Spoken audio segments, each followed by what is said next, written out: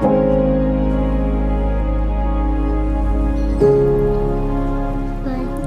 does it hurt? No, I didn't feel it. I don't. Okay.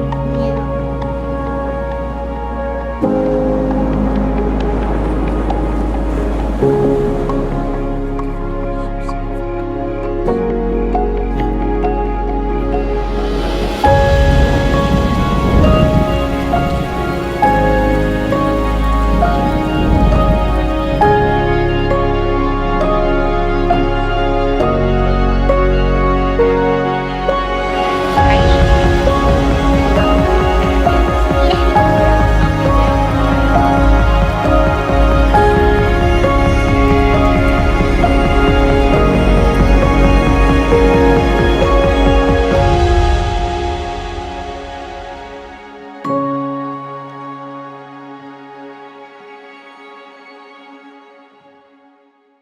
All right, parents, we're finally here. Your favorite commandment, the fourth commandment, honor your father and mother.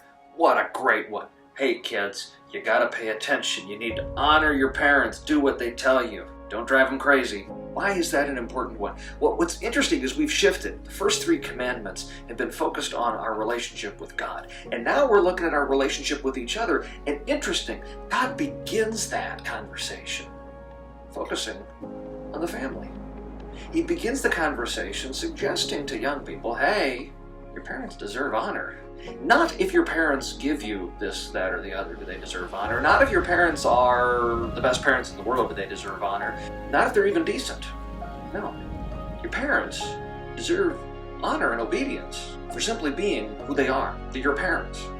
This is potentially controversial for some. You know, maybe you've not had the best relationship with your mom or the best relationship with your dad. Maybe there have been points of struggle that take place.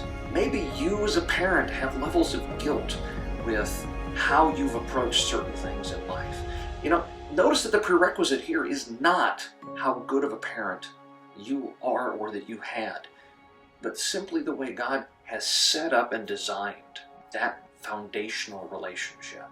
And interesting, there's a promise that goes along with this, that if you honor and obey your parents, you're promised a long life. Now, how does that make any sense? You know, if I honor my parents, I'm going to have a longer life. Well, you know, I got a couple boys in my house. And some of the time they come up with some crazy things to do. And they take, boys, they take unnecessary risks. They do stuff on occasion that you look at it and kind of go, is that the wisest thing you could do? I mean, this is actually a story of my cousin. I got a cousin of mine who, when he was a kid, I showed up to his house and I hear him yelling. He's up in a tree. And next thing I know, he's swinging from one tree to the next because he'd rigged a zip line from tree to tree, and he was just flying through there. And I'm looking at this, and I can imagine now as a dad thinking, whoa, my heart's going to just come bursting out, and I'm just going to lose my mind thinking about my kid flying through the air in a zip line in my backyard. I'm willing to bet my uncle helped out with that he spent some time making sure that was secure.